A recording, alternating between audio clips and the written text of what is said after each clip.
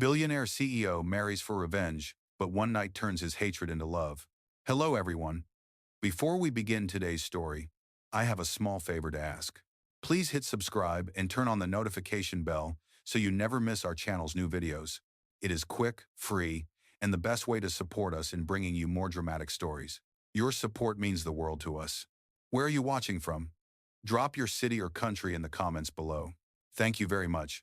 Now, let us get back to our main character. Under the golden chandelier of the Drake Foundation's annual charity gala, the air shimmered with wealth, laughter, and deceit. Every man wore a tailored tuxedo. Every woman sparkled in diamonds worth more than a house. But at the center of it all stood Alexander Drake, the billionaire CEO of Drake Holdings, a man with eyes as cold as the champagne in his hand. For years, Alexander had built empires and broken competitors without mercy. Yet tonight, he was not here for business. Tonight, he was here for revenge. Across the ballroom, his gaze locked on Ella Rivera, the daughter of the man who destroyed his family. She looked lost among the powerful crowd, wearing a pale blue dress that tried its best to hide the fact that she did not belong there. Her father's debts had buried her. Her mother's hospital bills had drained every cent, and Alexander knew it. As the orchestra played a soft waltz, he walked toward her, every step deliberate. Conversations around them faded as he stopped in front of her table. Ella looked up, startled, unsure why the richest man in the room was standing in front of her. "Mr. Drake?" she stammered softly. His tone was calm, almost polite. "Miss Rivera, your father owes me millions, but I am not here to talk about money." He pulled out a folded document from the inside pocket of his jacket and placed it on the table between them. The embossed logo of Drake Holdings gleamed under the light. Her brows furrowed. "What is this?" "A proposal," he said. "Marry me. Think of it as payback." The ballroom went quiet around them. Ella blinked, convinced she had misheard. "Excuse me?" Alexander's expression did not waver. "6 months. You will play the role of my wife. No affection, no love, only appearances. In exchange, your father's debts disappear and your mother's treatment is fully covered. Sign the contract, and your problems vanish." Her hands trembled as she unfolded the pages. Legal terms, confidentiality, reputation clauses, a line for her signature. This was not a proposal. It was a transaction. "Why me?" she whispered, her voice shaking. His eyes darkened. "Because your last name ruined my mother, and I want the world to watch a Rivera kneel beside a Drake." Ella's throat tightened. Around them, people laughed, glasses clinked, music swelled again. Life went on, oblivious to the war that had just begun between two souls. "I am not a pawn in your revenge," she said quietly, fighting back tears. Alexander leaned closer, his voice low, dangerous. "Then walk away, Miss Rivera. Watch your mother's hospital shut down tomorrow. Watch everything you love vanish. Or sign." The tremor in her hands steadied. She looked at the pen, then at him. Somewhere inside her, fear gave way to resolve. "If I sign this, I keep my dignity. You will not touch me. You will not control me beyond this paper." He smirked faintly. "I do not need your dignity, Miss Rivera. Just your name beside mine." The pen scratched across the page. One signature, one silent surrender. He picked up the document, folded it, and extended his hand. "Welcome to your new life, Mrs. Drake." The cameras around them flashed. Guests clapped, thinking it was a surprise engagement. But only the two of them knew their marriage was born not of love, but of vengeance. And as Alexander led her onto the dance floor, the orchestra swelled. Under the golden lights, he whispered close to her ear, "You will regret every step of this dance, Ella." She looked up, her voice trembling but steady. "Maybe, but one day, Alexander, you will too." The music carried them in circles, strangers bound by revenge, unaware that tonight would mark the beginning of the very thing he never believed in again: love. Morning sunlight spilled through the floor-to-ceiling windows of Alexander Drake's penthouse. The marble floors gleamed. The skyline of New York stretched endlessly beyond the glass, and yet the room felt colder than stone. Ella stood near the grand piano, still wearing the same blue dress from last night. The diamond ring on her finger felt heavier than any chain. Alexander entered the room, already dressed for work, his tie perfectly knotted, his face unreadable. "Breakfast is ready," he said flatly. "I am not hungry, Ella replied. He paused, studying her with detached amusement. You should eat. You have a full schedule today: stylist, publicist, and a photographer at noon. If we are going to pretend, we will do it properly. She turned toward him, her voice sharp. You think marriage is just another business campaign, do you not? He met her gaze. Everything is business, Mrs. Drake. The sooner you learn that, the easier it will be. Her heart clenched at how easily he spoke her new name, not as a term of affection, but as a brand he had purchased. Hours later, a team of stylists invaded the penthouse, transforming her into a woman she barely recognized. Silk gowns, polished heels, flawless makeup, every detail curated to match the billionaire's image. Cameras flashed as they stepped out of the black limousine that evening. The world saw a perfect couple. Only Ella knew the truth. At the charity press conference, reporters swarmed around them, shouting questions about their sudden engagement. Alexander smiled smoothly, his arm firm around her waist. When you know, he said. Love does not need time. It needs commitment. Ella forced a faint smile, her stomach twisting at the word love. After the cameras stopped flashing, she stepped away from him and whispered, You are good at lying. So are you, he replied calmly, his voice low enough for only her to hear. Over the next few weeks, their lives followed the script of a perfect marriage. Breakfast meetings, charity dinners, social events. Ella played her part, smiling on cue, standing at his side as the polished Mrs. Drake. Yet behind closed doors, silence filled the halls. They lived like two ghosts trapped in the same mansion. One night, as she walked through his study, she noticed an old photograph on the desk, a woman with kind eyes holding a young boy. His mother, the name Clara Drake engraved on a silver frame. Ella picked it up gently, brushing the dust away. Alexander appeared in the doorway, his tone cold. Do not touch that. She set it down carefully. She looked kind, Ella said softly. Nothing like the man you have become. He stepped closer, anger flickering behind his eyes. You know nothing about her, or me. Then tell me, she whispered. But he said nothing. Only the ticking of the antique clock filled the silence. Then he turned away. Dinner is at 7, he said, and walked out. That night, Ella sat alone in her room, staring at the city lights below. The contract said no affection, no love, no real connection. But her heart did not understand contracts. She had seen something behind his coldness, something broken, something aching. Across the hall, Alexander poured himself a glass of whiskey, his reflection caught in the window. For the first time in years, the silence of his home felt too heavy. He told himself this was revenge, that her presence was just a tool. Yet, as he replayed the moment she had looked at his mother's photograph, something inside him shifted quietly and unwillingly. And somewhere in the vast city, the sound of distant thunder rolled in. Neither of them knew it yet, but the storm outside was nothing compared to the one about to rise between them. Days turned into weeks, and the contract marriage between Alexander Drake and Ella Rivera settled into a quiet rhythm of routine and distance. Every morning, Alexander left for work before sunrise. Every evening, they sat at the same dining table, eating in silence while the clinking of silverware echoed like small reminders of everything they were not. The rules were clear. No affection, no intrusion, no questions about the past. But rules are fragile things when emotions begin to stir. One morning, Ella walked into his home office, holding a stack of unopened envelopes. Your assistant left these, she said, placing them on his desk. Her eyes caught the edge of a framed contract, their contract. It sat beside his computer like a trophy. Do you keep it there to remind yourself? She asked quietly. Alexander did not look up from his screen. To remind both of us, he said. We are business partners, not lovers. Do not forget that. She took a slow breath, steadying herself. You are afraid, she said softly. That made him pause. Afraid, he repeated, finally meeting her gaze. Of caring. Of being human again. He laughed bitterly. Caring gets you betrayed, Mrs. Drake. My father cared. My mother cared. Look where that brought them. She studied him for a long moment. Maybe they were betrayed because they trusted the wrong people, not because they cared. For a second, the mask slipped. His expression softened, but only for a heartbeat. Then he turned away, his voice cold again. You can leave now. That night, as rain lashed against the windows, Ella wandered through the dim halls of the penthouse. Lightning flashed across the city skyline. She paused by the piano, her fingers brushing the keys.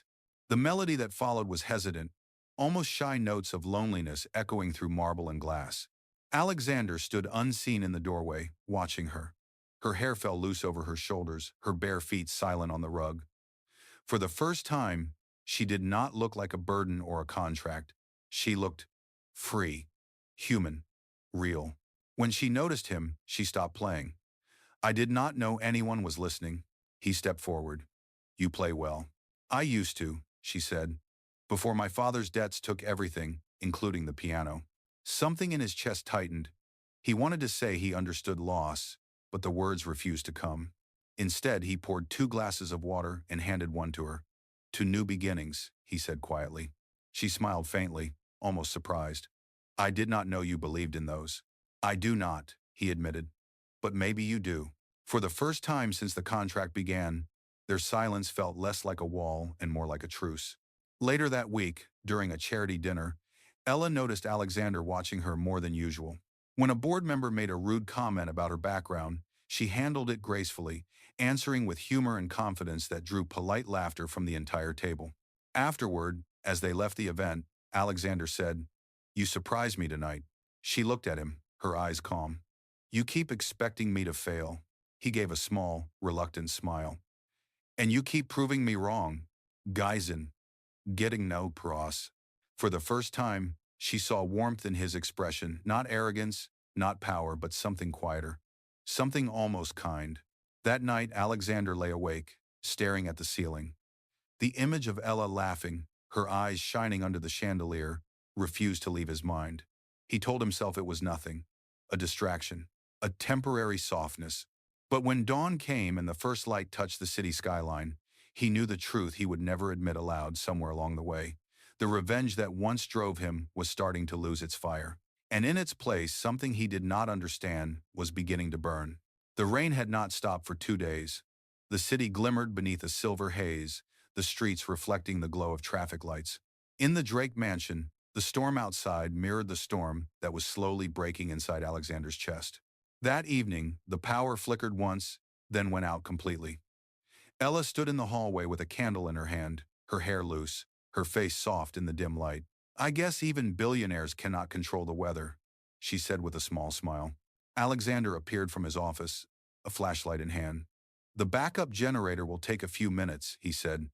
"I do not mind," she replied. "It feels quiet for once." They walked to the living room, the candlelight casting long shadows on the walls. The silence between them felt different now, no longer sharp, no longer filled with resentment, just quiet, familiar. She sat on the couch, the candle flickering between them. "Do you ever get tired?" she asked. "Of what?" "Of pretending you do not feel anything." He looked at her for a long moment before answering. "Feelings make you weak, Ella. I learned that a long time ago." "Ass." She shook her head gently. "No, they make you human. What you are afraid of is not weakness, Alexander. It is healing." Her words lingered in the air like a confession neither of them wanted to face. Outside, thunder rolled again. He moved closer, his voice quieter now. "You do not know what I have lost." "Then tell me," she said softly. "Let me understand." For a moment, he almost did. He almost told her about his mother's final note, about the betrayal that burned him alive. But the words never came. Instead, he reached for the glass of wine she had poured earlier. "To surviving," he murmured, raising it slightly. She touched her glass to his. "To living," she corrected. Lightning flashed, illuminating their faces for a heartbeat, and then the lights came back on, breaking the spell. They both stood, awkwardly, as if caught doing something forbidden. "I should check the circuit," he said quickly. But when he turned to leave, she caught his wrist. "Alexander," she whispered, "you do not always have to run." He looked down at her hand holding his. The warmth of her skin startled him more than any storm. Without thinking, he brushed a strand of hair from her face. Her breath hitched. "Ella," he began, but his voice failed him. She looked up at him, her heart pounding. "You do not have to say anything," she said. "I can hear it." For the first time since their marriage began, Alexander Drake, man of steel, king of boardrooms, master of control, let go. He kissed her, gently at first, then with the kind of desperation only the lonely understand. When they finally pulled apart, both of them were trembling. "This changes nothing," he whispered, his voice rough. "It changes everything," she answered. Hours later, long after the thunder faded, they sat together near the fireplace. The contract lay forgotten on the mantel, a piece of paper that no longer meant what it once did. Ella rested her head on his shoulder. "Do you still hate me?" she asked quietly. He hesitated. "No," he said finally. "I hate that I ever thought I could." The fire crackled softly, filling the silence. For the first time in years, Alexander felt something he thought he had buried forever: peace. Outside, the storm broke apart, revealing the first streak of dawn. Inside, two people who began as enemies sat side by side, bound not by revenge, but by the fragile beginning of love neither of them had planned for. The morning after the storm, sunlight poured through the wide windows of the Drake mansion. For the first time, the air felt light. The tension that had lived between them for weeks seemed to dissolve overnight. Alexander had already left for a board meeting, but a single white rose lay on Ella's breakfast tray. No note, no words, just the quiet acknowledgement that something had shifted. That afternoon, they were scheduled to attend the annual Drake Holdings Charity Gala, a glittering event attended by investors, politicians, and media outlets. It was their first major public appearance since the wedding. Ella stood before the mirror as the stylist adjusted the final strand of her hair. In the reflection, she saw a woman she barely recognized. The timid daughter of a bankrupt man was gone. What looked back was calm, elegant, and self-assured. When Alexander entered, dressed in a black tuxedo, his gaze lingered on her for a beat longer than usual. "You look," he paused, clearing his throat, "perfect. In action." "7. Do not worry," she replied softly. "I will play the part." He almost smiled. "I know you will." That evening, as they walked into the ballroom, arm in arm, flashes erupted from every corner. Reporters shouted their names. Alexander leaned closer and whispered, "Remember, tonight is about appearances." Ella tilted her head slightly toward him. "Maybe tonight will be about truth." The gala unfolded in a haze of conversation, applause, and champagne. But tension returned when Veronica Shaw, Alexander's former partner, and the woman who had once broken his heart appeared in a crimson gown. Her smile was sharp as glass as she approached them. "Well," Veronica said, eyes sweeping over Ella, "the mysterious new Mrs. Drake. I must admit, you clean up beautifully. I almost believed you two were in love." Ella smiled politely, refusing to take the bait. "Thank you, Miss Shaw. Belief is not necessary. Reality is enough." Alexander's jaw tightened. Before he could respond, a reporter approached, microphone ready. "Mr. and Mrs. Drake, a question for you both. How would you describe your marriage in one word?" Alexander hesitated. His mind flashed back to the night before the candlelight, her hand in his, her whisper. But before he could answer, Ella looked straight into the camera and said, "Real." The crowd murmured. The reporter smiled, thinking it was a perfect soundbite. But Alexander knew the word carried a meaning only they understood. Later, as they left the gala, the city lights glittered against the car windows. "You handled that well," Alexander said quietly. "I handled it truthfully," she replied. "Can you say the same?" He exhaled, resting his head back against the seat. "Truth is complicated, Ella. Only if you make it so." Is a present and happesider. Back at the mansion, Alexander poured 2 glasses of wine. "You surprise me again," he said, handing her one. "You faced Veronica without flinching. That takes courage." "I learned from the best," she said, raising her glass slightly. He looked at her for a long time, his voice lower now. "You are not what I expected. Neither are you," she whispered. The silence that followed was soft, almost intimate. Outside, the city pulsed with life, but inside the mansion, there was only the sound of 2 people standing closer than they ever had before. As she walked toward the stairs, she turned back. "Good night, Alexander." He watched her go, the word "good night" lingering in his chest longer than it should have. When the door to her room closed, he poured himself another drink, trying to convince himself that the warmth he felt was nothing but illusion. But deep down, Alexander Drake knew. Somewhere between revenge and redemption, the lines had blurred. And for the first time in years, he was no longer sure which side of his own heart he was fighting for.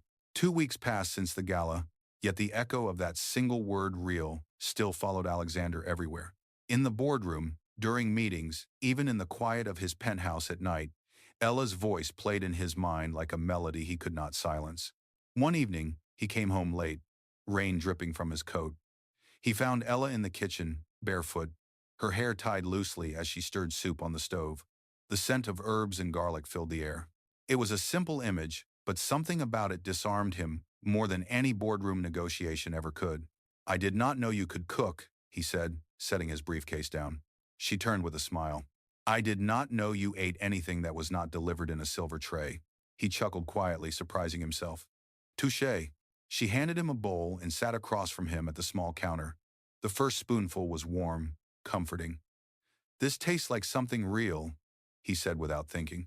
"Everything real scares you, does it not?" she asked softly. He met her eyes, and for once did not look away. "It used to." For a while they ate in silence. Then she asked, "Alexander, why do you hate my family so much?" He froze. "You really want to know?" "I would not ask if I did not." He leaned back, his gaze distant. "Your father destroyed my mother's company with a single deal. He lied, manipulated, and left her with nothing. I watched her fade away because of him." Ella's expression softened. "My father was not perfect, but he is not here to defend himself. And you cannot spend your life punishing the living for the dead." Her words hit deeper than she knew. He stood, walking toward the window. "You think forgiveness is easy?" "No," she said, rising to join him. "But it is the only way to stop hurting yourself." Outside, lightning flashed across the skyline. When he turned to face her, his mask was gone. His voice broke for the first time. "I am tired, Ella. I built an empire just to prove I was not broken. But every victory feels empty." She stepped closer, her voice barely above a whisper. "Then stop fighting. You do not have to win with me." Their eyes met, and for a long, trembling second, neither spoke. Then he took her hand, fingers brushing the edge of her wedding ring, the symbol of everything false between them. Yet at that moment it felt truer than ever. "I do not deserve this," he murmured. "Maybe not," she replied gently. "But that does not mean you cannot choose it." That night they sat together on the balcony as the rain softened into mist. The city below was alive with light, but all Alexander saw was her reflection in the glass. He told her stories he had never spoken aloud about his childhood, his mother's laughter, the day he swore he would never love anyone again.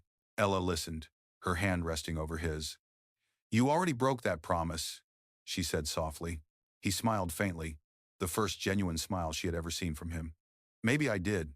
When she fell asleep beside him, her head resting lightly on his shoulder, Alexander watched her breathing, steady and peaceful.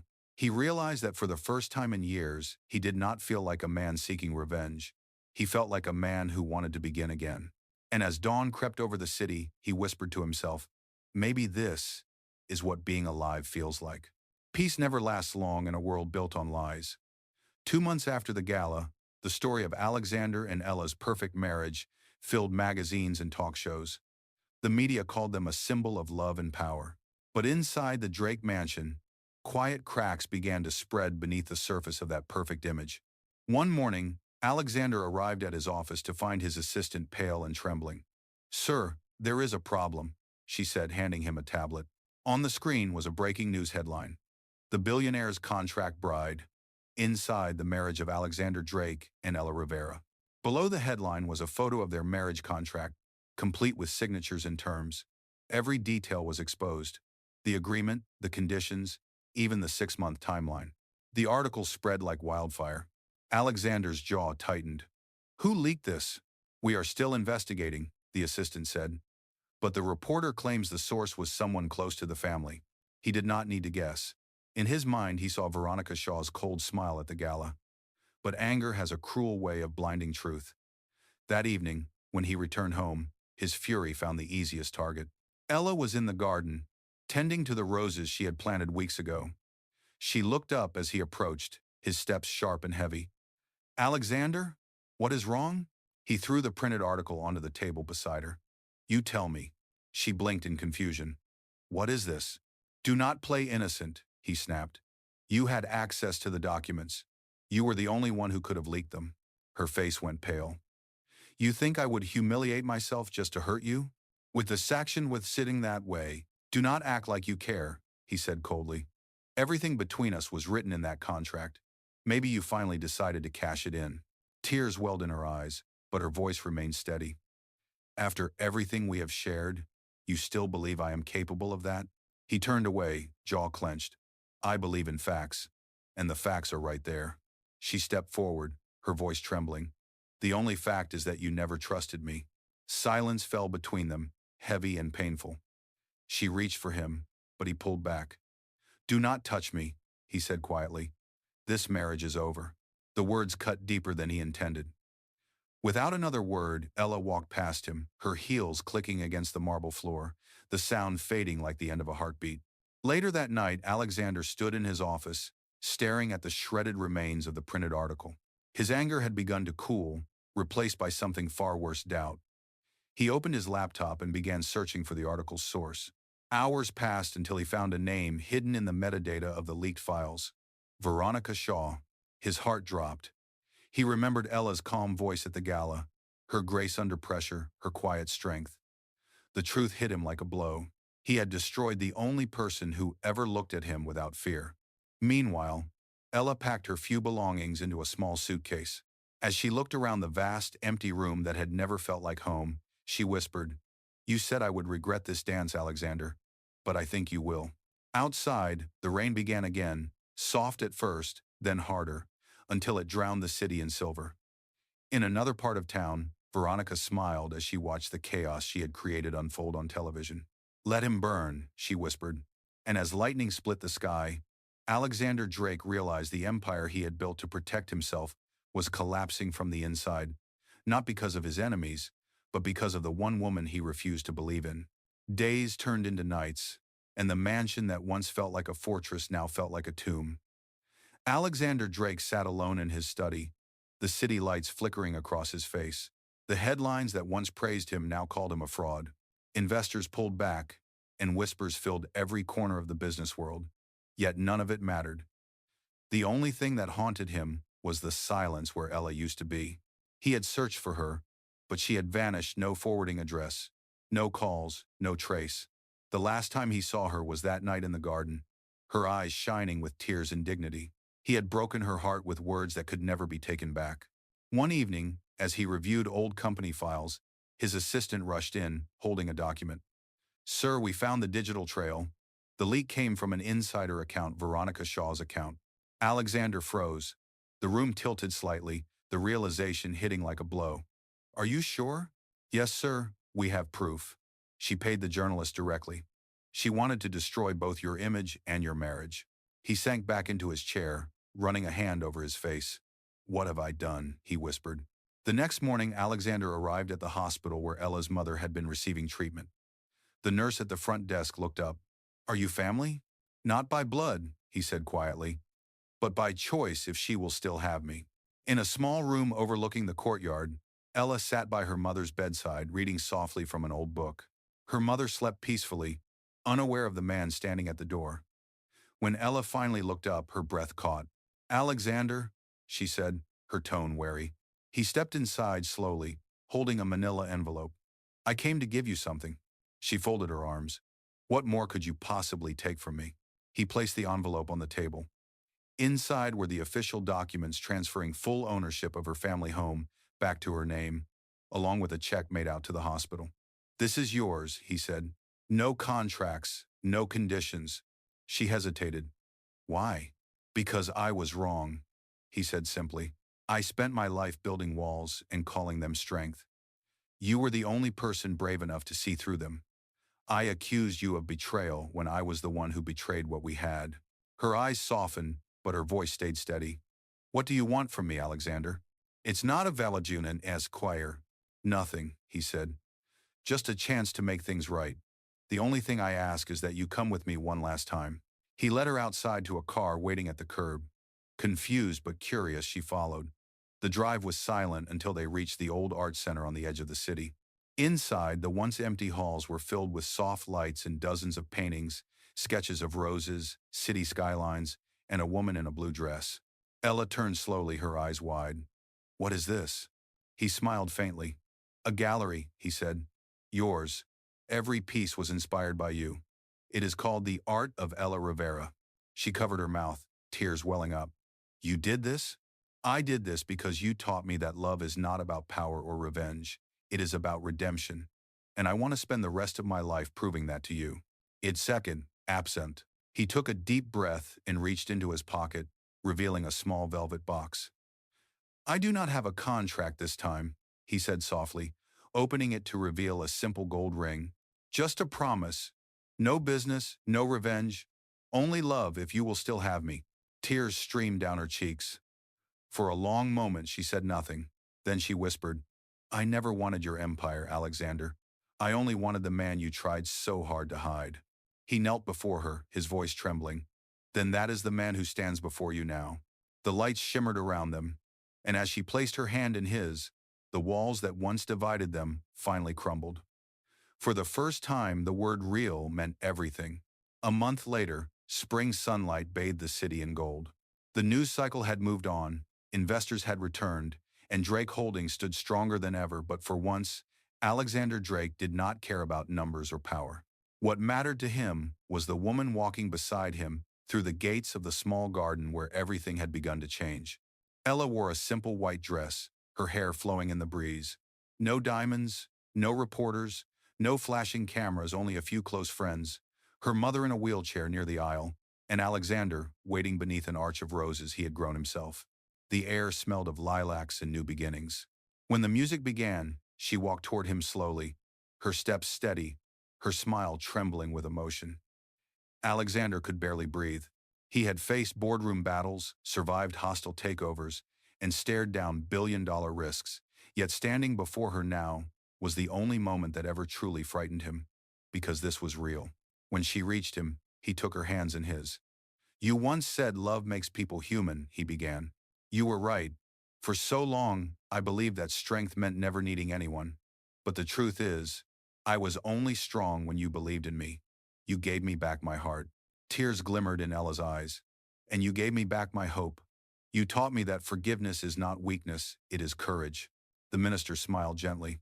Do you, Alexander Drake, take this woman to be your wife without contracts or conditions? I do, he said, his voice steady. And do you, Ella Rivera, take this man, not for what he owns, but for who he has become? It's so, Menery. I do, she whispered, her smile shining through her tears. The guest clapped softly as he slipped the ring onto her finger, a simple gold band engraved with the words, no more contracts, only love. When the ceremony ended, Alexander led her to the small terrace overlooking the garden. The afternoon sun painted everything in soft amber light. You know, he said, glancing down at her hand, this ring costs less than the pen you used to sign our first contract. She laughed. That is the point. The first one bound us in lies. This one sets us free. He kissed her forehead, his voice tender. You once told me I would regret that dance. You were right. I regret every moment I spent not loving you. She looked up at him, smiling through tears. Then dance with me now. Music drifted through the air, soft, slow, timeless. They moved together, hands intertwined. No cameras, no audience, only the rustle of leaves and the heartbeat of two people who had finally found peace. For a moment, Alexander closed his eyes, feeling the warmth of her against him, the steady rhythm of her breathing. He thought of the man he used to be, the one driven by revenge, blind to kindness, terrified of love. That man was gone. In his place stood someone reborn, healed by the very woman he once thought he wanted to destroy. As the sun dipped behind the skyline, Ella rested her head on his shoulder. Do you think fate planned this? She asked softly. He smiled. Maybe fate just gave us the chance. The rest was our choice. She lifted her face toward him, her voice a whisper. Then let us keep choosing each other. And he kissed her slowly, deeply, completely. The sound of distant bells filled the air, and for the first time in years, Alexander Drake felt whole.